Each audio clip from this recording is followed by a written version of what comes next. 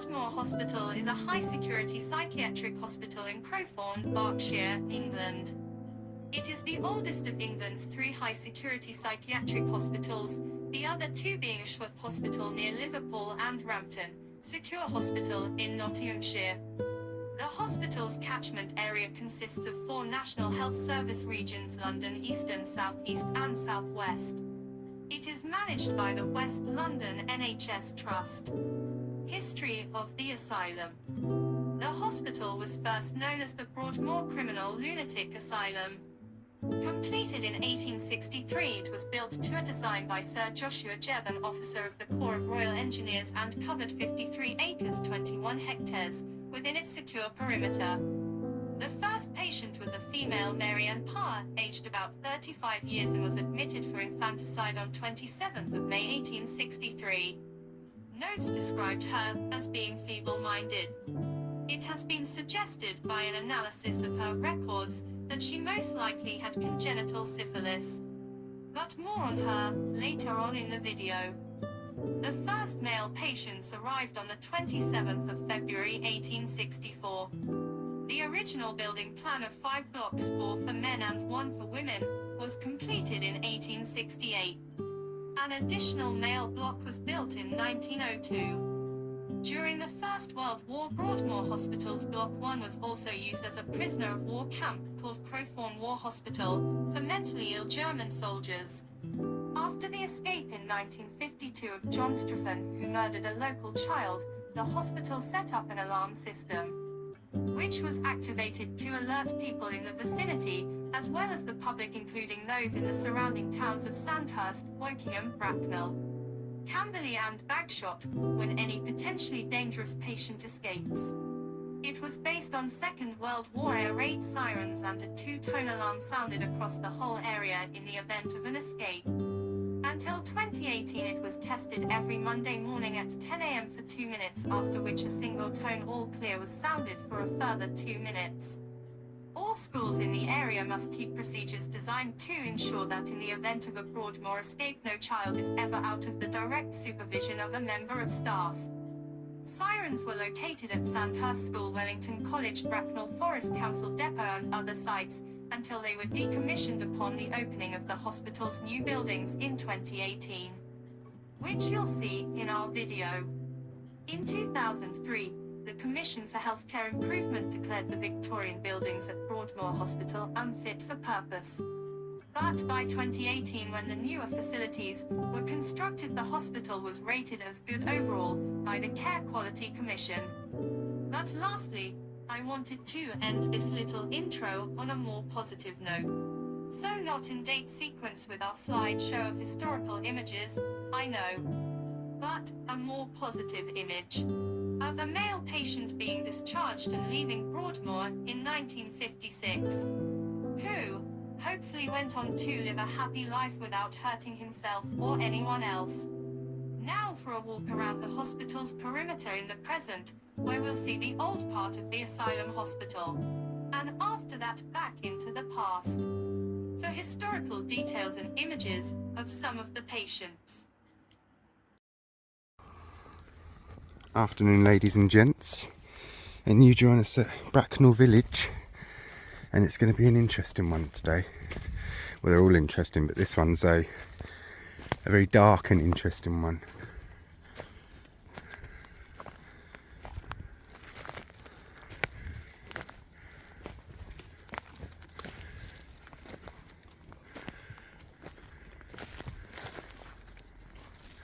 Was it further along, mate? What, the hospital? Just through here, mate.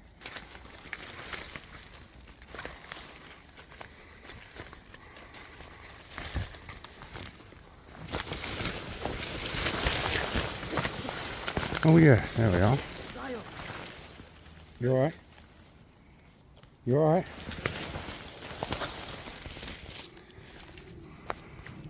And here we are. Broadmoor. Let's go that way, because you can see the fence, you can actually see through it. It's Yeah. metal. Right, over this way. Yeah, can you see that? Yeah. Metal? Broadmoor, which was originally a lunatic asylum and is now for the criminally insane. We'll discuss a bit more of the history. He doesn't. Should we go? Nah. He wants to get on the path, he doesn't have to go. Ah. Got our four-legged friend with us today.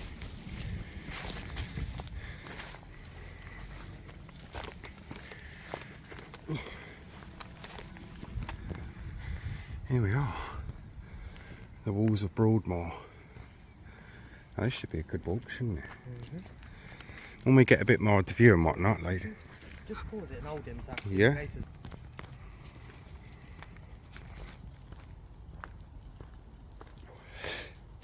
Go there as well if you want. Yeah, we do this, walk until we get bored. Or I would we'll do this bit and then go and That's the modern get in hospital, the, which yeah, was built in the 2000s. go and get in the car and go to the other one if you want. Look, that there, as my nephew just said, is the modern Broadmoor.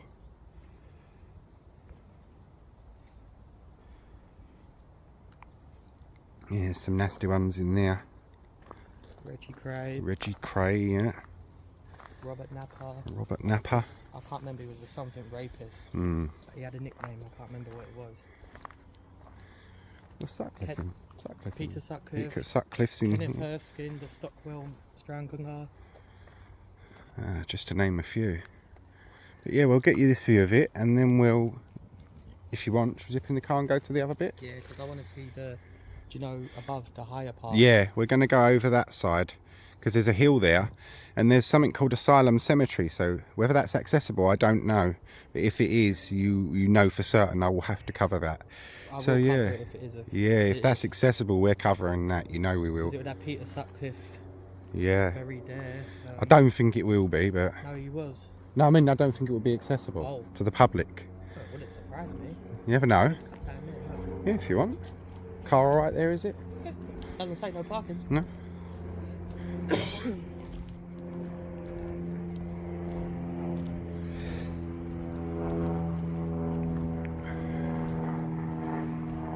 Yeah, it's another Sunday ride out this week, and a criminal-based one, a criminal history-based one. Yeah, we'll be happy with that, Yeah. yeah. No public. No entry to the public. Walk down there and we just say we got lost with locals. That side looks quite old. No public right of way. Yeah. Alarmed. Have a walk down there, look. Alright. Whoa, this is the view I'm on.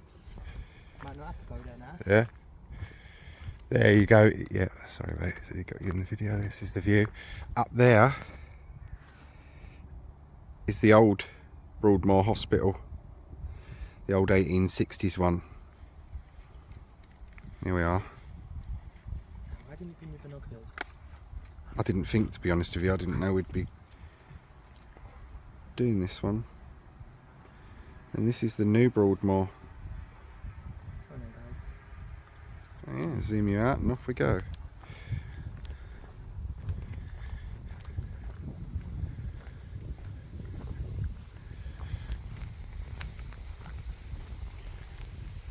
Here's a picture of that side. That'd be quite nice. Sign. Yeah. I can't hear you, mate, hang on.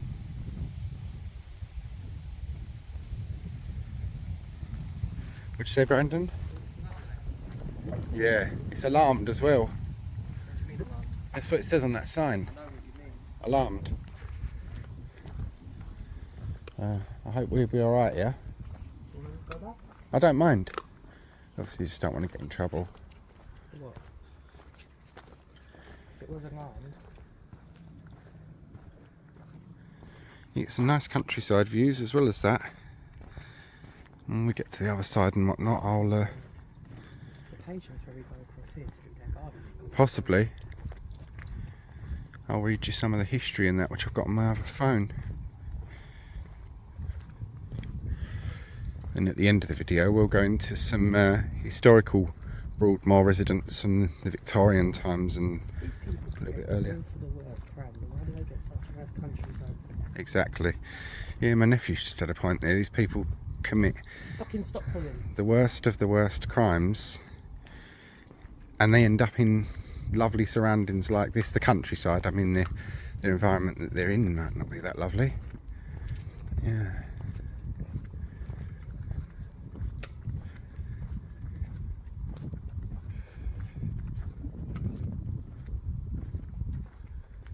So it goes right up the hill there. Oh, look, is that Midland? I see them things. Have they got their own lake?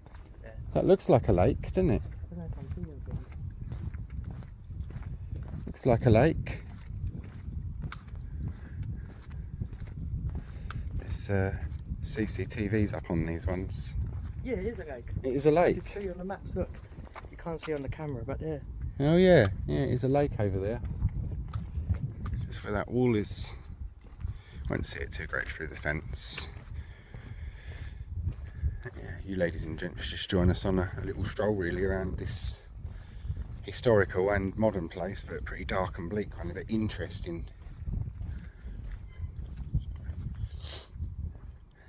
That's what this day's ones will be. We'll go to the location, and then after we film the location, it'll be a little something of the history and everything of each place. May even discuss some of the history while we're there.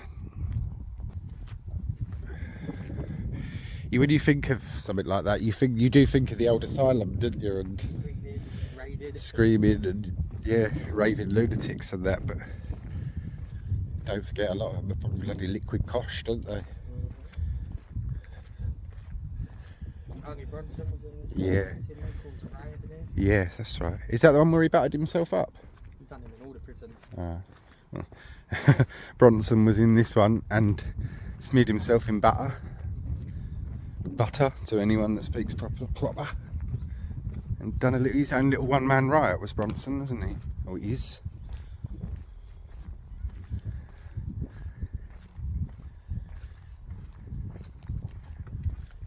We may get security come up to us now. Yeah, I know, that's what I'm thinking, because of the cameras.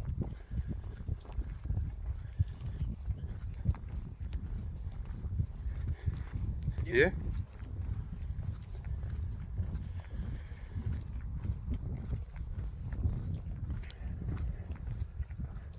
I think it's gated at the fence. They're all fenced off at the end, isn't it? If it's fenced off at the end, dear ladies and gents, then I'll pause it and you may join us at another vantage point or go into the history.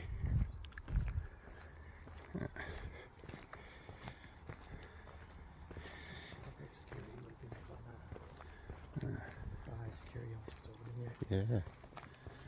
That's gated off, look. That's gated off all and fenced off all at the end there, so we shall go back. Give you a little view of where we're going. Join us up that way and we may get another vantage point. If not, it will be for the history of this one. Join us for either of those. I wanted to focus mainly on historic patients in the interests of decency, and not wanting to upset anyone with more current details. So, where else to start, but with the first patients? There were 8 of them, all women. On Wednesday the 27th of May 1863, they made the journey by rail and coach from Broadmoor Hospital for lunatics and idiots in London, to their new surroundings. Broadmoor was a far remove from Broadmoor, which sat in the smoky depths of central London, and where the patients were treated little better than freak show exhibits to be gawped at by people who could and would actually go on day-out excursions to see the poor souls of Broadmoor. The new patients found themselves in a beautiful spot of rural Berkshire, enveloped by trees and greenery, but with far-reaching views across the countryside. This image comes from the admissions form that accompanied patient number 1, who was entered into the Broadmoor register. Mary Ann Parr, 25-year-old labourer from Nottingham, had been at Broadmoor Asylum for nearly 10 years previously to her admission to Broadmoor, after she had suffocated her newborn child against her breast. Both she and her child probably suffered from congenital syphilis. For Mary, Broadmoor would be home for the next 37 years, though some of her fellow travellers that day would rejoin their families and friends once more. Although for Mary that was never to be, and she ended her days at Broadmoor and lies buried in the Asylum Hospital churchyard, which we'll see in the video. Our next historical patient is Richard Dadd from Chatham, Kent, who was an artist who became noted for his depictions of fairies. In 1842, while on a painting expedition on the Nile, he underwent a dramatic personality change, becoming violent and believing himself to be under the influence of Egyptian god Osiris. On his return home, he became convinced his father was the devil in disguise, stabbed him to death, and fled for France. En route, he tried to kill a tourist with a razor, but was caught and was committed to BEDLAM and then Broadmoor. He continued to paint until his death from lung disease in 1886. One of his masterpieces ended up in the Tate Gallery. Composer Andrew Lloyd Webber owns the painting. He is working on shown in this image we see here. Richard Dadd also lies buried in Broadmoor Asylum Hospital Cemetery. And for our next patient, another of the early admittances into Broadmoor, Martha Bacon. Young housewife Martha Bacon lived in Lambeth and had already spent time in a South London asylum. On December 29, 1856, she killed her 2 children, a 2.5-year-old boy and his 11-month-old sibling, by cutting their throats with a kitchen knife. The 26-year-old claimed an intruder had broken into her house and killed her children. But she stood trial for murder and was found not guilty by reason of insanity. Martha was one of the first patients to arrive in Broadmoor, only 3 days after it had opened for women in 1863. She spent much of her time there knitting and doing needlework. She died of stomach cancer in 1899 at Broadmoor and lies buried in its cemetery. And for a pretty famous or infamous one in our next patient, who was Edward Oxford, a London barman who for no reason he could explain fired shots at Queen Victoria. The pregnant monarch was being driven in a carriage outside Buckingham Palace with Prince Albert on June 10, 1840 when Oxford fired 2 pistols, but no one was hurt. At his Old Bailey trial for treason, Oxford was found not guilty by reason of insanity. He was sent to BEDLAM, where he remained a model patient for 24 years. This photograph was taken there in 1858. He learned several languages, played the violin and was employed as a painter and decorator. He was transferred to Broadmoor in 1864, and 3 years later was discharged and deported to Australia. Renaming himself John Freeman, he joined the Melbourne Mutual Improvement Society, married a widow with 2 children, became a church warden and got a job as a journalist. Our next patient is Marianne Mellor. One morning in November 1867, Marianne Mellor hit her housekeeper over the head and tried to cut her throat. Aged 27, Mellor had 4 children and was expecting another. Committed to Broadmoor, she gave birth to a boy who went to join his father and siblings in South London. Mrs. Mellor's violent rages were the result of heavy drinking. She became sober and within 3 years, she returned to the family home. Our last patient that we'll focus on is William Thomas. A labourer, William Thomas lived in Prenton, Birkenhead, with his widowed mother Elizabeth and his 2 brothers. But he suffered from terrible headaches and, as a result, his mother was considering admitting him to an asylum. Her mistake was telling him what she planned to do. Thomas waited until she was asleep one night and then slit her throat, dragged her body downstairs, and buried it in the garden. After a spell at BEDLAM, he was sent to Broadmoor in 1864 and, while considered to be suffering from early onset dementia, he was deemed well enough to work in the kitchens, helping to prepare meals for the other patients. Thomas died in Broadmoor in 1908 at the age of 81 and lies buried in its cemetery. And here we are at the Broadmoor Cemetery.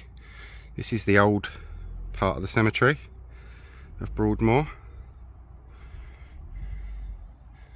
And of course, it being a cemetery, markers and a magpie. That's fascinational, that is. And this over here is the new part, which I shall show you now.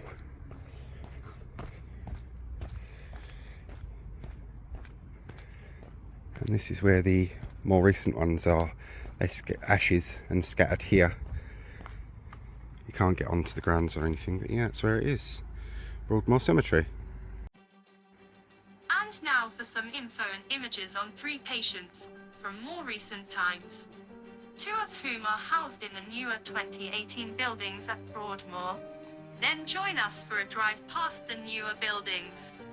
For our 3 patients, firstly we have Frank Davidson Fraser, 13th December 1923 to 26th November 2014.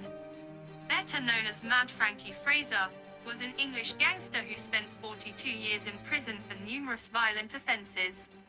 Fraser's 42 years served in over 20 different prisons in the UK were often coloured by violence. He was involved in riots and frequently fought with prison officers and fellow inmates. He also attacked various governors. Fraser was one of the ringleaders of the major Parkhurst prison riot in 1969, spending the following 6 weeks in the prison hospital because of his injuries. Involvement in such activities often led to his sentences being extended. Whilst in Strange Ways, Manchester in 1980, Fraser was excused boots as he claimed he had problems with his feet because another prisoner had dropped a bucket of boiling water on them after Fraser had hit him. He was allowed to wear slippers. He was released from prison in 1985. Peter Bryan, born 4th October 1969, is a British serial killer with schizophrenia who committed 3 murders between 1993 and 2004. In 1987, Peter Bryan lived in the Flying Angel Custom House, East London. Police were called when he attempted to throw another resident from his 6th floor window. The victim reported that the initial attack by Bryan was unprovoked. Police took no action against Bryan in the attack. In 1994, Bryan was sent to Rampton Secure Hospital after admitting to the murder of 21-year-old shop assistant Michelle Chef, who was beaten to death with a hammer in 1993. By February 2001, the nursing staff thought he had made considerable progress in regard to his behavior, attitude, maturity, relationships, anger and insight. Bryan was transferred from Rampton in June 2001 to the John Howard Centre after a 6-month trial leave project agreed by the Home Office. He was released into the care of a psychiatrist and social worker.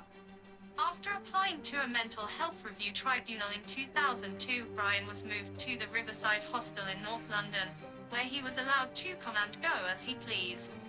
In October 2003, psychiatrists noted there had been a continued improvement in his mental state, and talked of plans for a move to more independent accommodation. In January 2004, social workers applied for the transfer of Bryan to low support accommodation. Instead, Bryan was transferred to an open psychiatric ward at Newham General Hospital for his safety after allegations that he had indecently assaulted a 16-year-old girl. A month later, Bryan killed friend Brian Cherry on 17 February 2004, just hours after being discharged from the mental health unit. Reportedly, the victim had been dismembered and officers found a frying pan on the stove with tissue from the dead man's brain. Bryan was remanded to Broadmoor Hospital after appearing in court over Cherry's death. On 25 April 2011, Bryan killed fellow patient Richard Loudwell, aged 59, while still in Broadmoor. Bryan said that if he had not been interrupted, he would have eaten Loudwell's flesh. In 2011, an inquest ruled that Bryan had not been washed properly and had not been adequately assessed by Broadmoor staff. He, like our next patient, is housed in Broadmoor Hospital's newer 2018 buildings. And lastly, we have Harun Rashid Aswat Gujarati, born in 1979, is a British terrorist who has been linked to the 7th July 2005 bombings in London. American officials allege that he has ties to Al-Qaeda and have sought his extradition to the United States, which is supported by the British government. After his internment in Broadmoor Hospital in 2008. In 2010, the European Court of Human Rights blocked efforts to extradite Aswad due to concerns over the conditions of his potential imprisonment in the United States. This decision was upheld on 11 September 2013, meaning that he cannot be extradited while under treatment for paranoid schizophrenia. Now, join us for a drive by the newer facilities of Broadmoor, where Peter Bryan and Haroon Gujarati are now housed. Yeah, you can start driving. Yeah, we're going past the low-level security wards now. You see Broadmoor. patients looking out the windows. Yeah. Oh fuck, yeah. That's mad, isn't it? As you can see, they're surrounded by lovely rolling countryside. But that was an interesting one, the cemetery. The tiny little marker stones in there. And a magpie was on one of them. I thought that was a bit poignant. That was very poignant. No unauthorised access. Yeah. No public right. That's fair enough. Right, that's it. Right, that's it. Hope you all enjoyed that one, ladies and gents, and we'll be off into a bit more of the history. Thanks for watching. Hope you all enjoyed. And that, ladies and gents, is the Broadmoor, the old Broadmoor, and that concludes our tour. Hope you've all found this one very interesting, a bit dark, a bit nasty in times, I know that, but it's history. It's all history, isn't it? So yeah, there you go.